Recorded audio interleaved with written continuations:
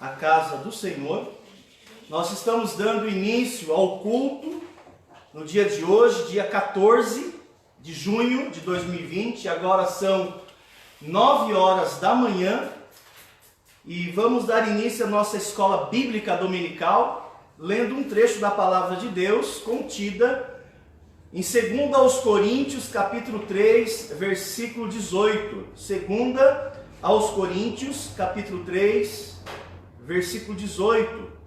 Nós estamos retomando os cultos presenciais, depois de 2 semanas sem os cultos presenciais, por causa de um decreto daqui da prefeitura, mas houve uma flexibilização, então ainda reduzido o culto com o número de pessoas, respeitando aí todas as recomendações que foram feitas.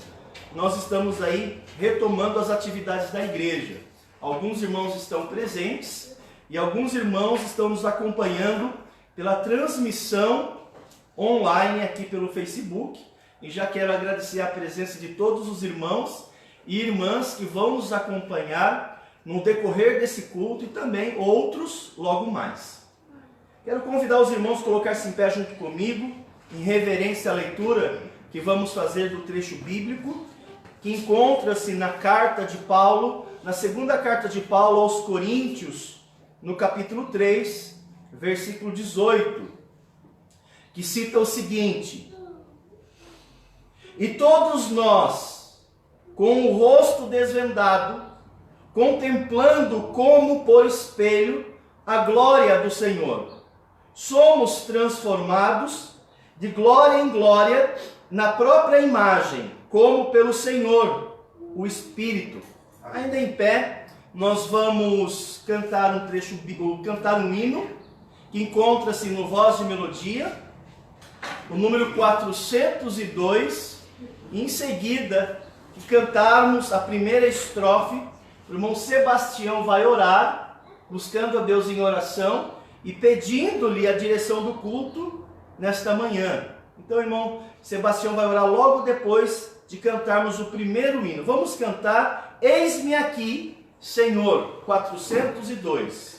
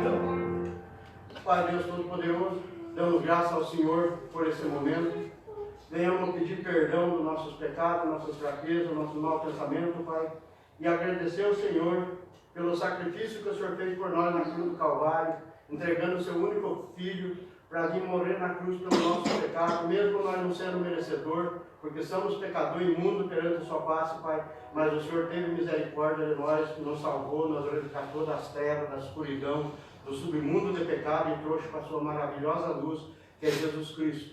Agradecemos ao Senhor e pedimos proteção a esse culto, Pai. Não deixe nada de fora vir atrapalhar a nossa adoração ao Senhor, Pai. E tudo que for feito aqui, Pai, seja para a honra e glória do Senhor. Eu oro, agradeço e peço, Pai, em nome do nosso Senhor Jesus Cristo. Amém. Amém. Muito bem, podem se assentar.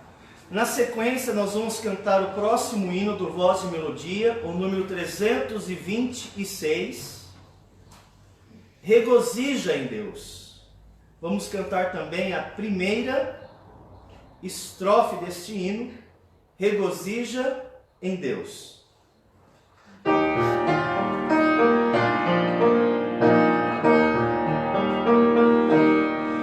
Deus não dá faz sem um plano ou razão, quando provas do sempre e da formação, dai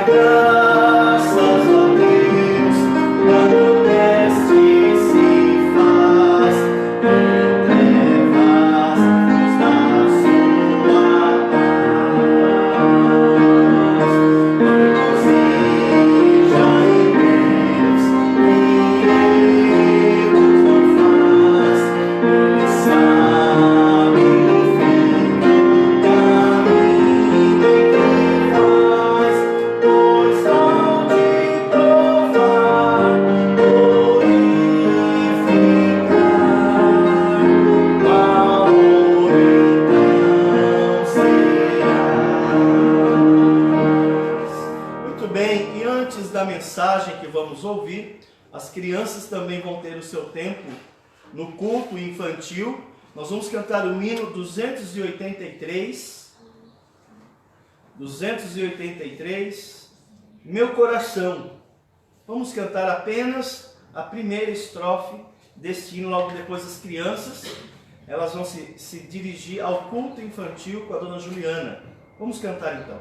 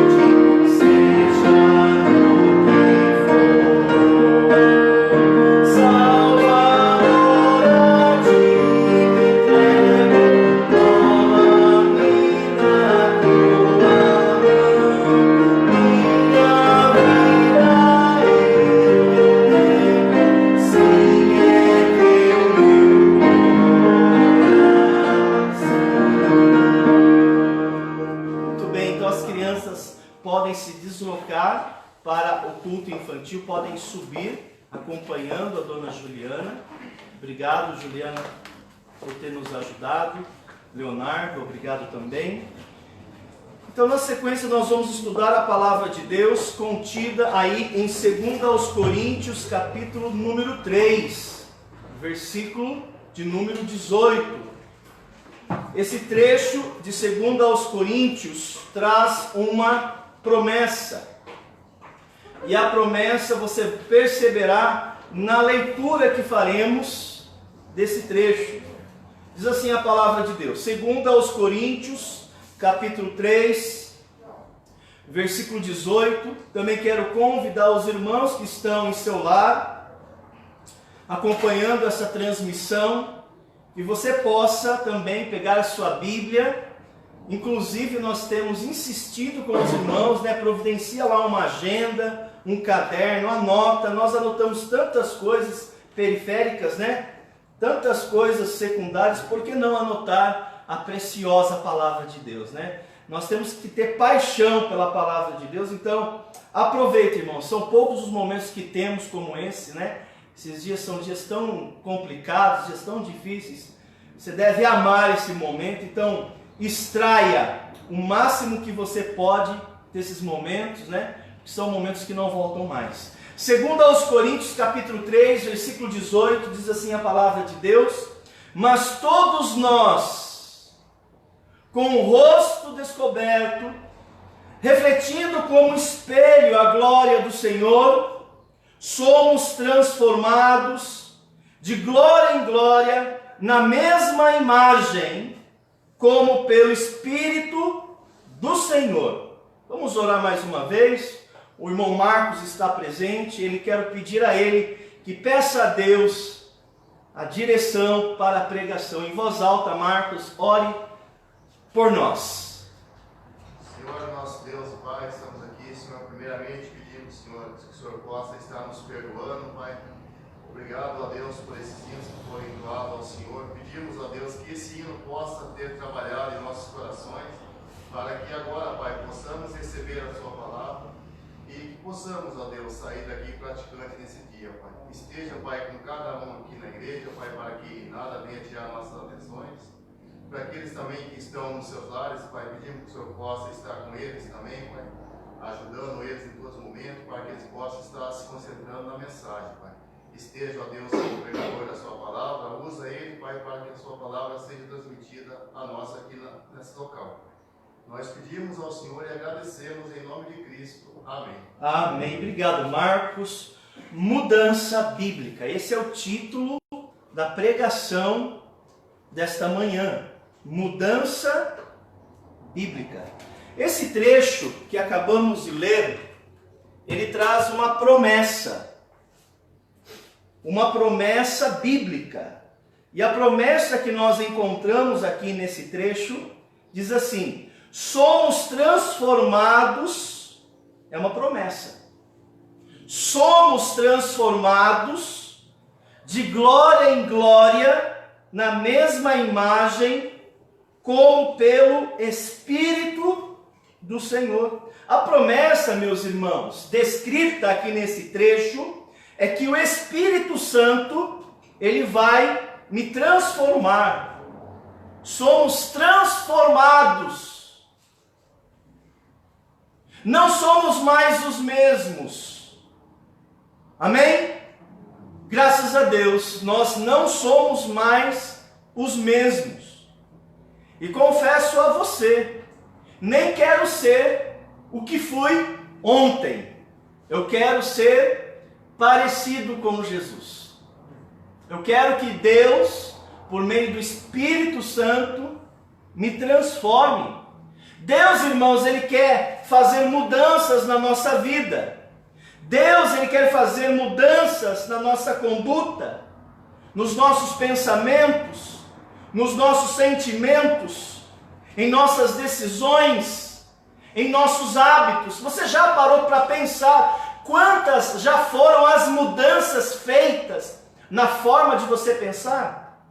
Na forma de você lidar com as coisas do dia a dia, na forma de você lidar com o seu cônjuge, na forma de você lidar com os seus filhos, na forma de você lidar com dificuldades próprias da existência humana.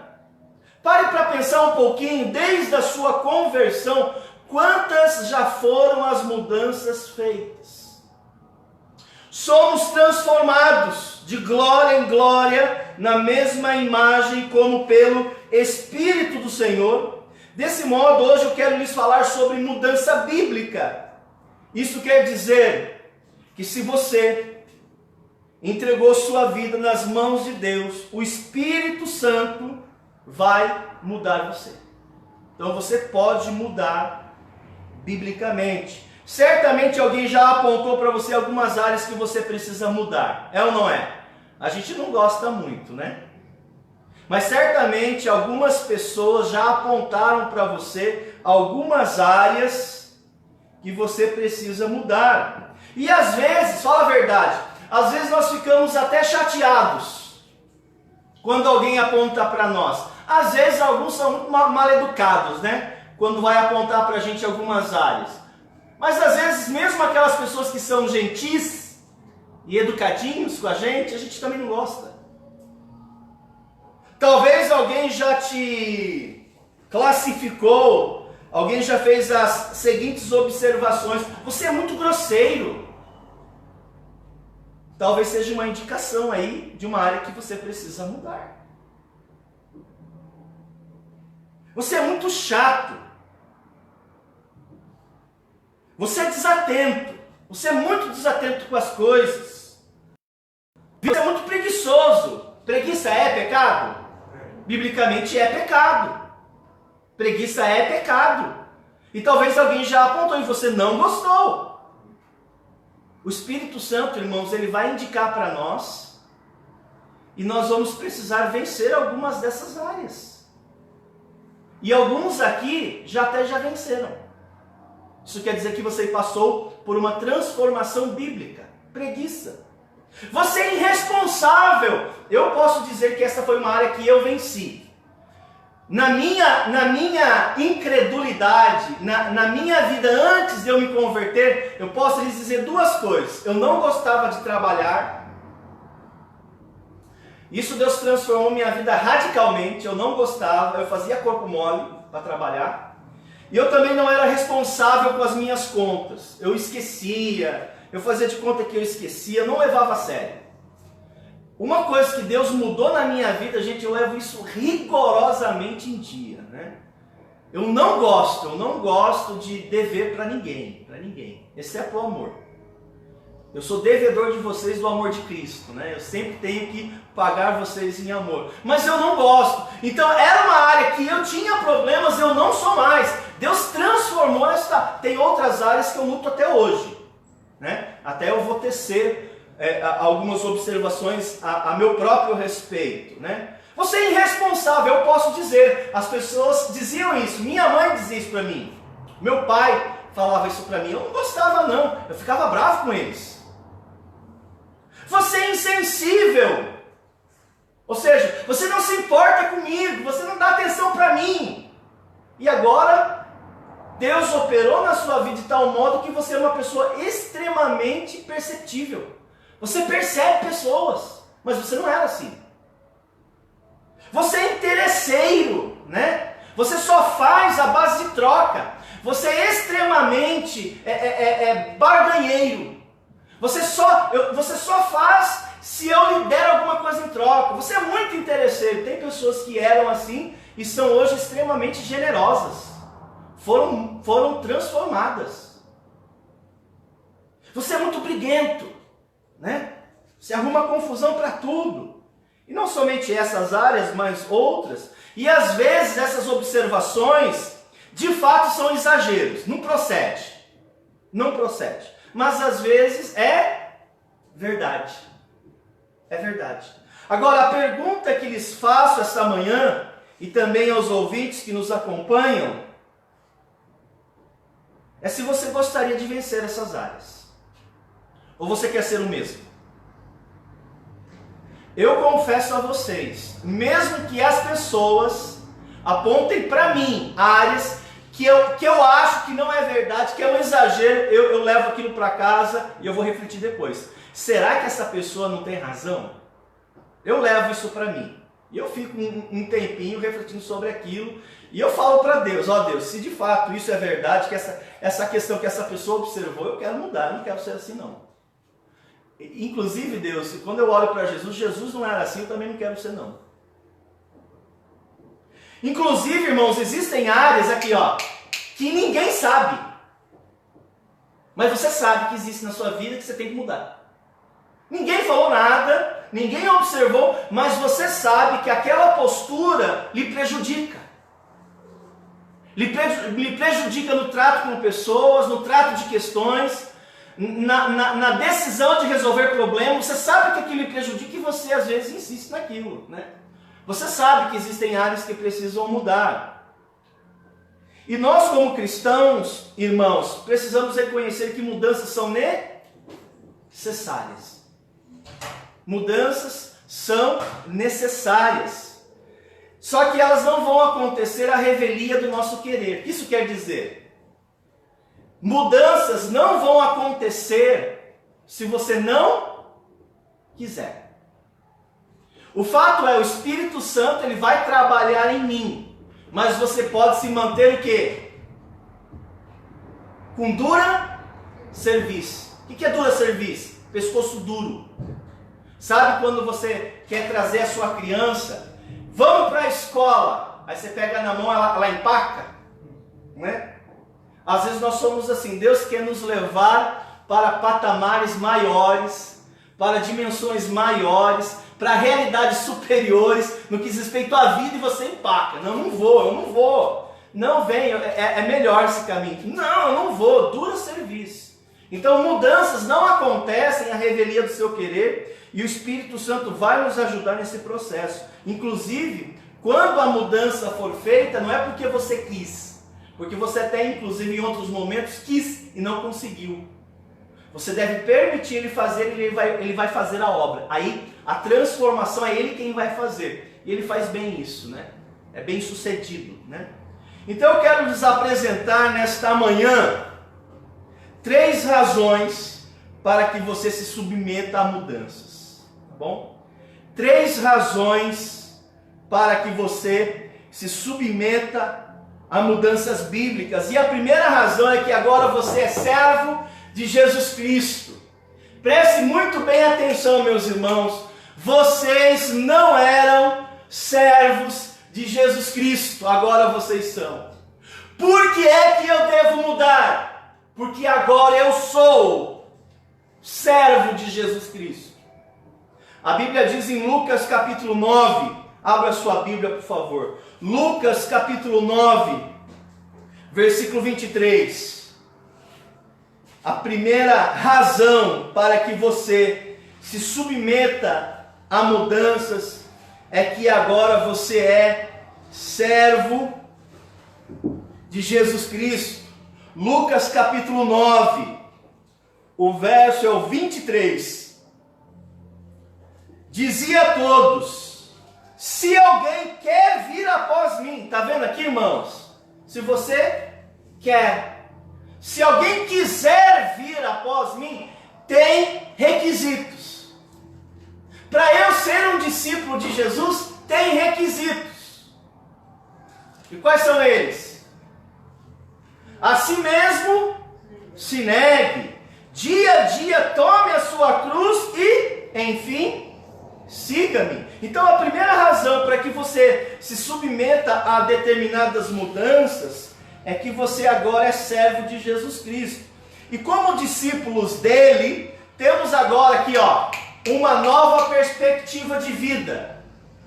Antes da sua conversão, olha aqui para mim aqui, você tinha uma perspectiva de vida, você tinha um horizonte.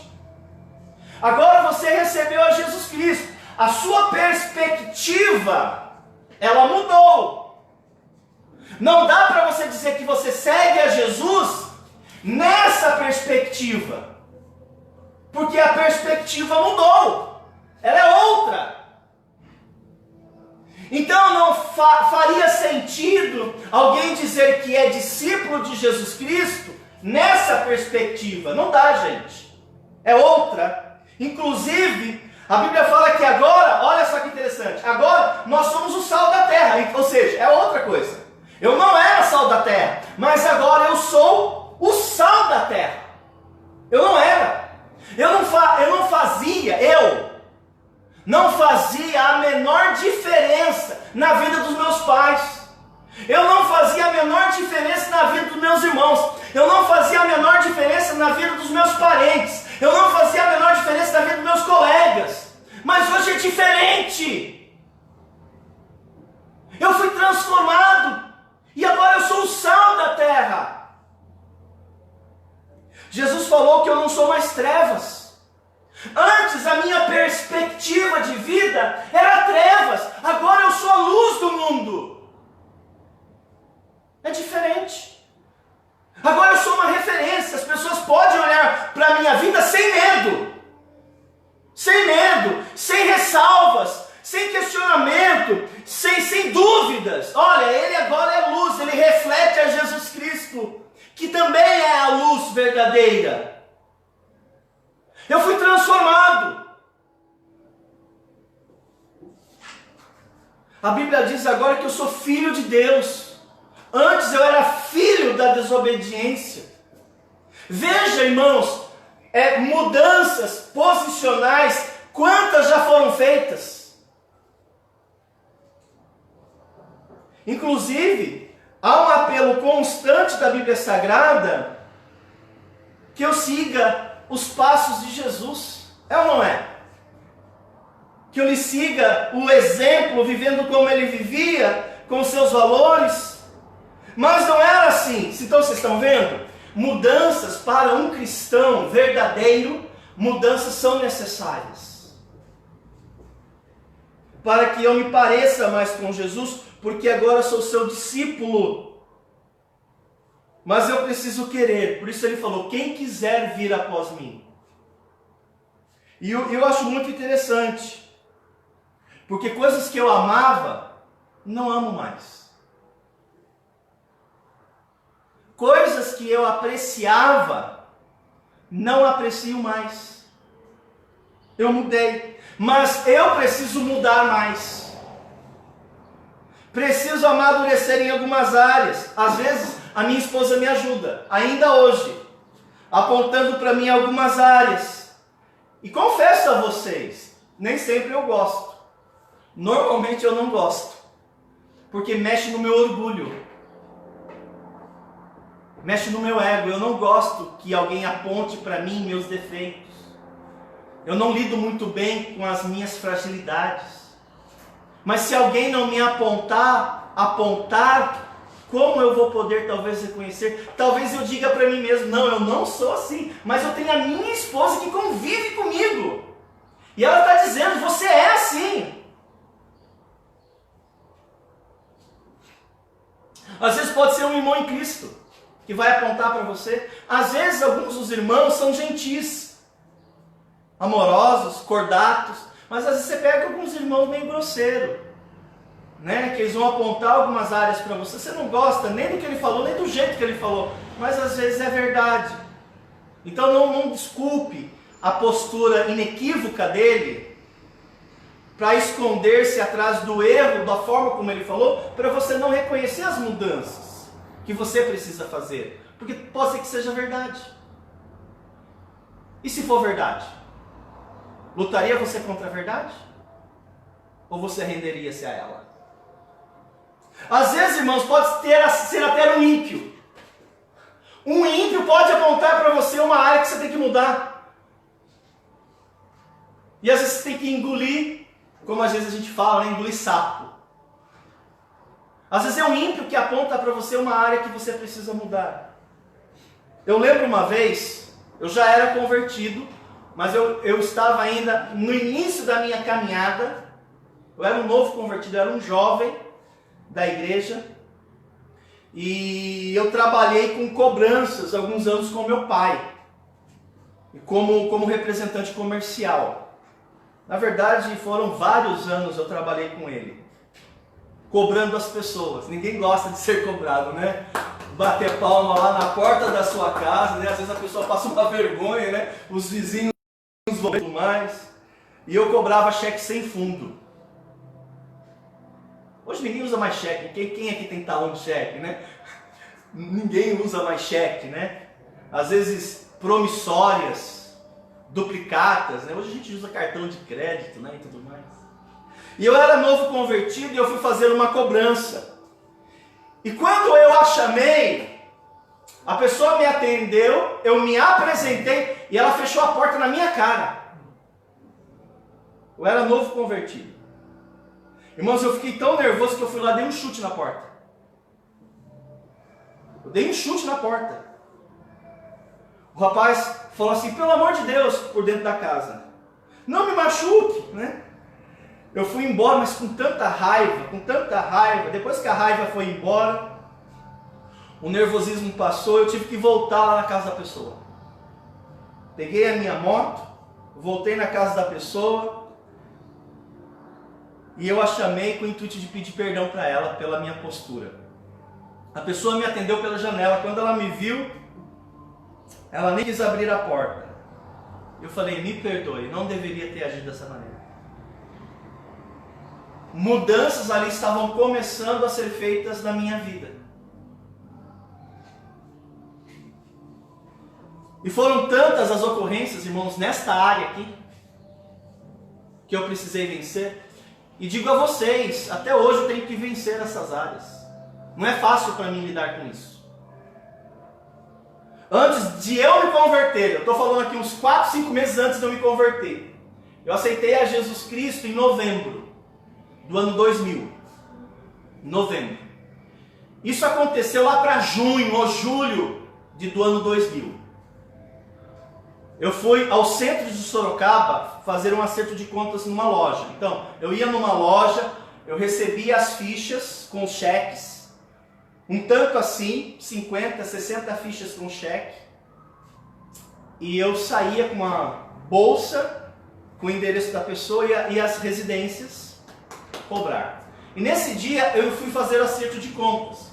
Eu recebi alguns cheques, recebi alguns acordos, e eu ia à loja para receber a minha comissão, né? Era 30% do que eu recebia, era o meu salário. Então eu fui fazer acerto de contas. E quando eu fui ao centro, tinha uma loja lá, Sorocaba, eu estacionei a minha moto entre 2 carros. No meio entre 2 carros. E lá tem um monte de flanelinha. E hoje eu não odeio mais. Mas um desses flanelinhas de longe começou a apontar e me xingar. Eu fui tomar satisfação com ele. Eu não era convertido. Eu fui lá discutir com ele no meio da rua. Falei, você é a casa dono da rua agora? Eu estaciono minha moto onde eu quiser. Mas eu poderia ter tido a sensatez, né? Ele também está lá buscando seu ganha-pão. Às vezes a gente não gosta muito, né? Mas estão lá tentando granjear o dinheirinho deles. E alguns trabalham honestamente, né? Eu coloquei justamente a minha moto na vaga de um carro. E depois ele tinha dito, mas eu não prestei atenção. Depois eu refletindo, ele falou, coloca a moto mais para cá. Mas eu falei, não, a rua não é privada, a rua é pública. Eu coloco a moto onde eu quiser, né? E ele começou a me xingar. Eu fui lá tomar satisfação com ele, discutir com ele, e nós entramos em briga total, né? Até veio um outro flanelinha ajudar ele. Estava eu brigando com soco no meio da rua com aqueles dois rapazes. Pois bem, a polícia passou naquela hora. Eu chamei a polícia, falei que eles estavam criando confusão. A polícia mandou a gente se dispersar. Falei, mas eu tenho que ir aqui na loja, né? Eu trabalho aqui, eu represento eles, né? Então faz o que você tem que fazer. A polícia falou e depois vai embora, né? Entrei na loja, fiz o acerto de contas e fui embora. Eu fui refletindo sobre aquilo. Pois bem, 4 meses se passaram e eu recebi a Jesus Cristo.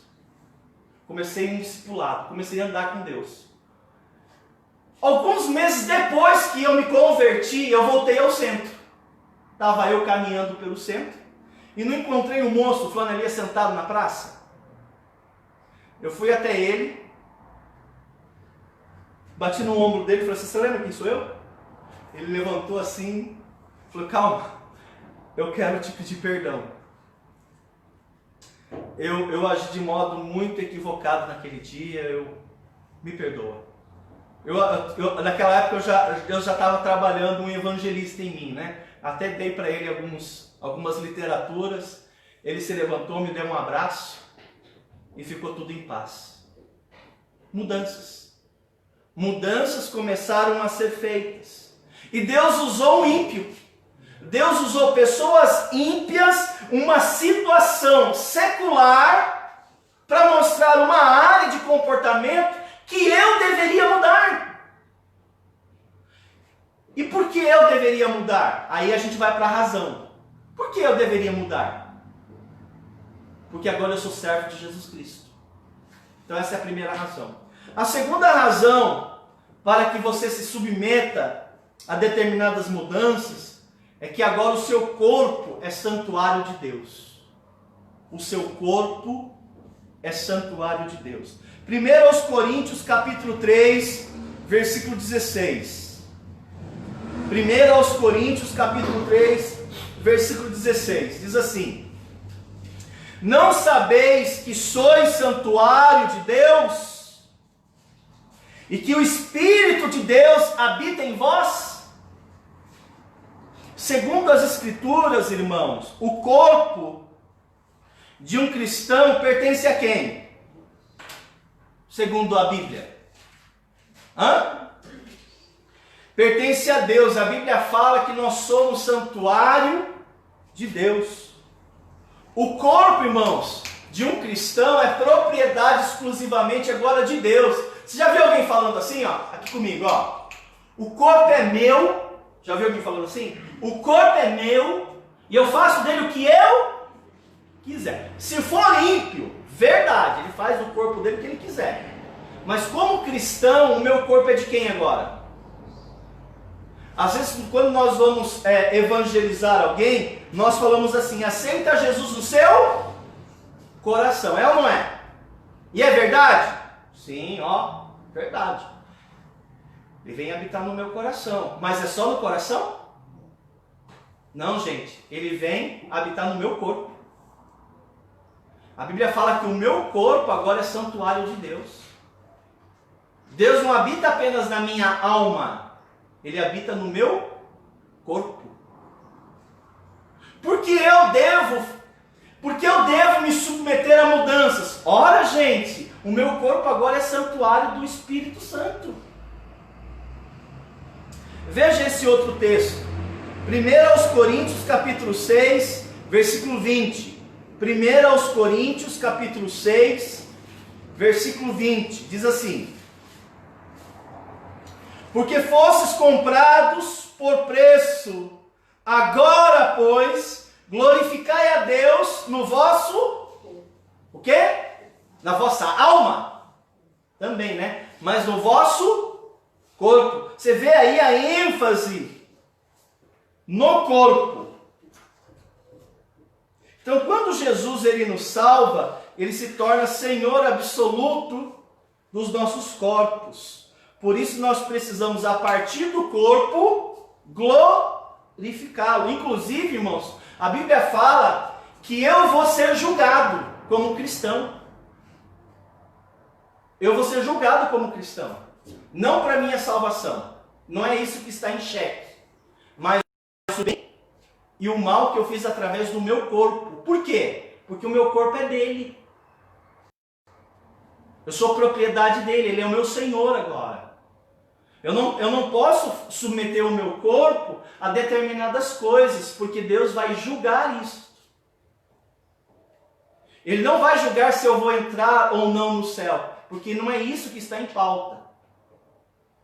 Inclusive, vai haver um tribunal onde os crentes serão chamados, não os ímpios, os crentes. Isso vai ser julgado. Ou seja, as mudanças. 2 aos Coríntios, capítulo 5. Abre lá, por favor. 2 aos Coríntios, capítulo 5, versículo 10. 2 aos Coríntios, capítulo 5, versículo 10. É importante você ler esse trecho. Porque importa que todos nós compareçamos perante o tribunal de quem? De Cristo. Esse todos nós é todos os cristãos, todos os convertidos, para que cada um receba o quê? Vocês estão lendo aí comigo, irmãos? Para que cada um receba segundo o bem ou o mal que tiver feito por meio do quê? Por meio do corpo. Então, se você prestar atenção, todos os crentes, eu vou ver você lá e você vai me ver lá. Amém. E vai ser um julgamento público, viu? Um a um sendo chamado. Mário, vem cá. Oh, pastor nosso lá da igreja, lembra? Ei, ó. E eu vou ser julgado segundo o bem e o mal que eu tiver feito durante a minha jornada terrena, a partir da minha conversão, até a minha morte, ou até o arrebatamento. A minha vida, esse espaço de tempo, do ano 2000, que eu recebi a Jesus Cristo, até eu morrer, ou até Jesus, caso venha buscar eu antes, no arrebatamento com a gente, né? Esse período de vida vai ser julgado. O bem e o mal que eu fiz por meio do meu corpo. O corpo de um cristão, ele é importante para Deus. Você não tem o direito de fazer o que você quiser. Ele não é seu mais. Ele foi comprado por preço. Qual foi o preço que Deus pagou pelo seu corpo? A morte do seu próprio filho. Então, irmãos, se você não cuidar do seu corpo, você responde por isso. Assim, se você cuidar dele, você também responde por isso. Então essa é a segunda razão para que você permita mudanças na sua vida. O seu corpo não é teu. Ele é de Deus. E Deus é um Deus zeloso. Terceira e última razão para encerrarmos o culto desta manhã. A terceira razão para que você se submeta a mudanças é que Deus quer fazer você de um instrumento de bênção. Irmão, se você não permitir mudanças, Deus não poderá usá-lo. E eu lhe pergunto, para que você serve? Se Deus não pode usá-lo. Vem cá, Deus usa vaso sujo? Não, irmãos. Então a terceira razão para que você permita mudanças, você se submeta a elas, é que Deus quer usar você como instrumento de bênção. E Deus não vai usá-lo, não vai. Aí eu pergunto, por que é que Ele te salvou? Para te levar para o céu? É, pastor? É lógico, irmãos, que se alguém recebe a Jesus, Ele vai nos levar para o céu, é lógico. Você acha que Ele te salvou apenas para te livrar do inferno? É lógico. Mas você acha que esse é o objetivo maior da salvação? Te levar para o céu e te livrar do inferno. Irmão, se você te fazer uma leitura honesta da Bíblia, esse não é o objetivo principal da salvação. O objetivo maior da salvação não é te levar para o céu. Embora Ele vá levar. E vai livrar você do inferno ainda. Mas se você ler a Bíblia e você fazer uma leitura honesta dela, você vai perceber que Deus nos salvou. Presta atenção no que eu vou falar. Deus, Ele nos salvou para fazer de nós um povo exclusivamente seu. Exclusivamente seu para as boas obras. Se Ele te salvou e não pode usar você, para que você serve?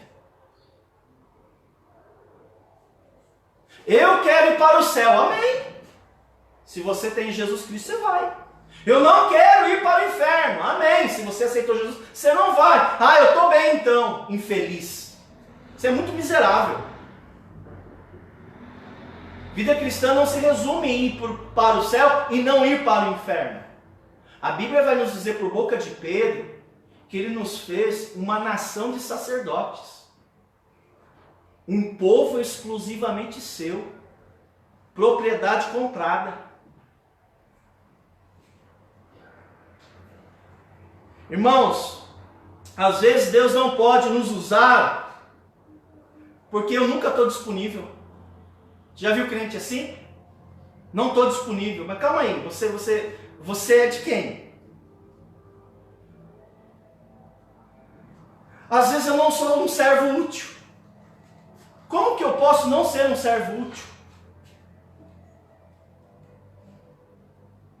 Muitos crentes, a maior parte das vezes, eles estão sujos, com suas vidas sujas, suas mentes sujas, sua boca suja, seu comportamento sujo. Como que Deus vai usar você infeliz? Não vai usar, irmãos. Aí eu pergunto, por que é que Ele te salvou então? A Bíblia vai dizer, irmãos, vós sois o sal da terra. Ora, se o sal vier a ser insípido, para que serve? Serve para ser lançado fora e ser pisado pelos homens. Você quer isso mesmo? Você é sal, mas não serve para nada. Você vai ser lançado fora. Não quer dizer perder salvação. Mas quer dizer que você vai ser pisado pelos homens, porque você não se permite ser usado como instrumento de bênção. Ah, mas eu quero, mas olha a sua vida. Como que Deus vai usá-lo? Como que Deus vai usá-la? Vai ser pisado. Aí você olha para a vida de uns crentes, eles vivem, gente, à margem da miséria. Você fala, poxa, mas é filho de Deus? O Deus dessa pessoa que ela diz é dono do céu e da terra, do dono da prata, mas olha a miséria que essa pessoa vive. Então, alguma coisa não está certa aí. Alguma coisa está errada aí. Alguma coisa tem que ser feita. Alguma coisa está acontecendo na casa daquela pessoa. Não pode ser. Mas Deus não olha para as coisas materiais, mas você é infeliz. Tudo bem, as coisas da vida cristã não são medidas pela quem tem a maior bênção, ou para quem é mais remunerado, ou consegue granjear mais recursos. Mas olha para a tua vida, olha para os teus filhos. Você vive uma vida infeliz, miserável. Então alguma coisa acontece aí, não pode ser. Isso não é provação, isso é consequência. Inclusive, vai ser sobre isso que eu vou falar hoje à noite. Sobre as consequências. Vós sois o sal da terra. Ora, se o sal vier a ser insípido, como lhe restaurar o sabor?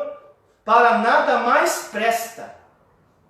Tem alguns crentes, irmãos, que para nada mais presta.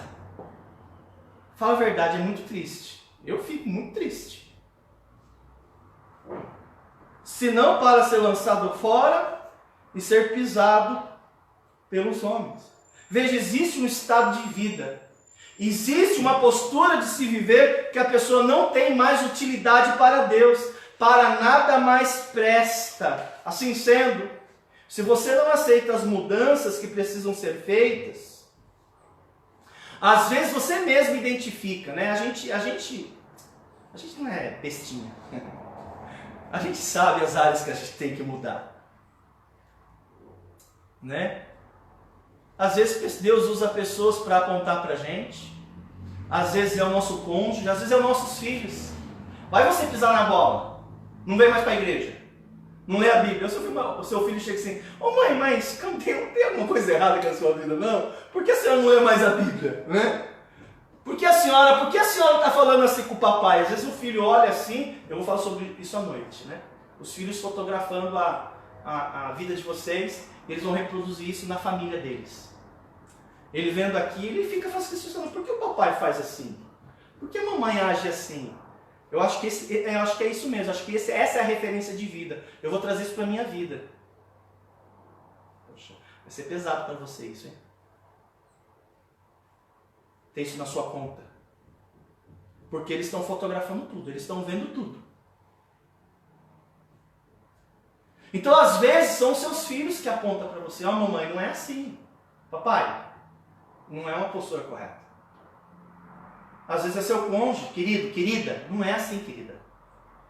Vai pra lá, seu infeliz. Às vezes pode ser um irmão em Cristo. Às vezes pode ser até ímpios. Dói mais quando é ímpio, né? Porque às vezes a pessoa não é um padrão moral, você se julga ser, aí vem um ímpio e corrige você. Fala, poxa vida, coloquei o nome da minha igreja, o nome de Cristo, sabe onde? Na lata do lixo agora. Vou ter que acertar isso logo, logo. Ou vem cá, me perdoe, eu vou mudar. Eu não vou mudar por você não, viu? Mas porque eu sou servo de Jesus Cristo, o meu corpo é santuário do Deus vivo. Em terceiro lugar, Ele quer me fazer um instrumento de bênção, e pelo que eu percebi aqui, eu não fui nada bênção. Na verdade, fui uma pedra de tropeço. O que é certo é que Deus sempre vai usar a palavra dele como verdade. Infelizmente, as pessoas que não aceitam mudanças acabam sendo lançadas fora. Gente, não é perder salvação, não tem como perder a salvação. Ser lançado fora é uma referência de alguém que não está sendo mais usado por Deus. Deus não usa vaso sujo, tá bom? Ele não vai usar como um instrumento nas suas mãos. Então deixa eu concluir. A primeira razão para que você se submeta à mudança é que agora você é servo de Jesus. A segunda razão é que o seu corpo é santuário de Deus.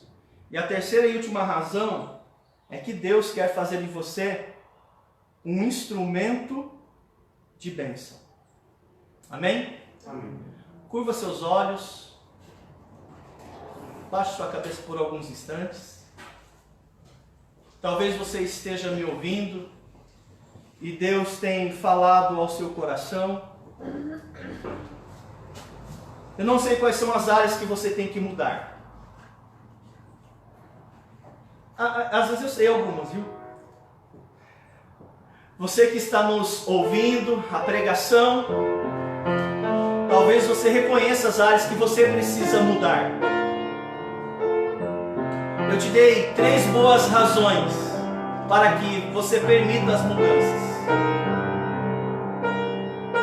Permita Deus, irmãos, operar na sua vida. Arrependa-se agora. A Bíblia fala, humilhe-se perante e debaixo da poderosa mão de Deus. Reconheça que talvez Deus mandou esta mensagem para você. Peça o perdão dele e se disponha a fazer as mudanças. Afinal de contas, irmãos, nós estamos numa jornada, numa corrida,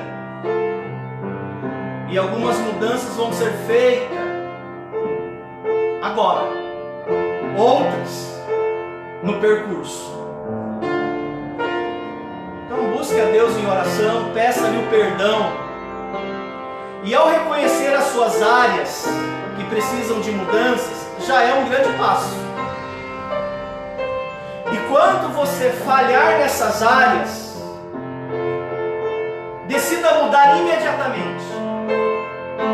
Em pensamento mesmo, fala, Deus, me perdoe agora e me ajude. Eu estou caindo em pecado. Me perdoa.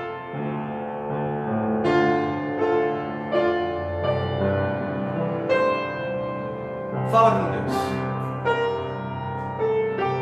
Você que está em casa nos acompanhando, aproveite esse momento de reflexão e tome a sua decisão. O Espírito Santo certamente está te convencendo dessas áreas. Que Deus possa te abençoar também. Senhor Deus, muito obrigado pelo tempo que o Senhor nos deu de aprendizado nesse culto, nessa escola bíblica dominical. Obrigado pelos irmãos que acompanharam essa preleção. Também, mais uma vez, eu quero apresentar ao Senhor os pastores e missionários espalhados pelo mundo, servos do Senhor, que estão servindo. Embora a nossa igreja no início do mês tenha reconhecido o dia do pastor, hoje oficialmente é o dia do pastor. Então esteja abençoando cada obreiro com a sua família, sua esposa, seus filhos. Esteja, Deus, os abençoando. O Senhor colocou grandes homens na minha vida, meus mestres, meus discipuladores, que hoje são meus amigos de ministério. Que o Senhor os abençoe, que o Senhor os proteja, que o Senhor os faça cada vez mais instrumento de bênçãos nas tuas mãos. Tenho certeza também que vários dos irmãos que estão nos acompanhando e nos acompanhará, eles também tiveram pastores que investiram em suas vidas, que se preocuparam pelo seu crescimento. Eu não sei quais pastores os ajudaram, mas eu oro para que o Senhor os visite também. E que os irmãos orem pela sua liderança, orem pelos seus pastores, que eles lhes sejam gratos e submissos. Eu peço isso, Senhor Deus, em nome de Jesus. Amém. Muito bem, nós estamos encerrando o nosso culto nesta manhã. Quero agradecer a presença de todos, inclusive você que nos acompanha nessa transmissão. Que Deus possa também te abençoar, tá bom? Uma oração silenciosa e a igreja está dispensada. Tenham todos uma excelente manhã. Obrigado.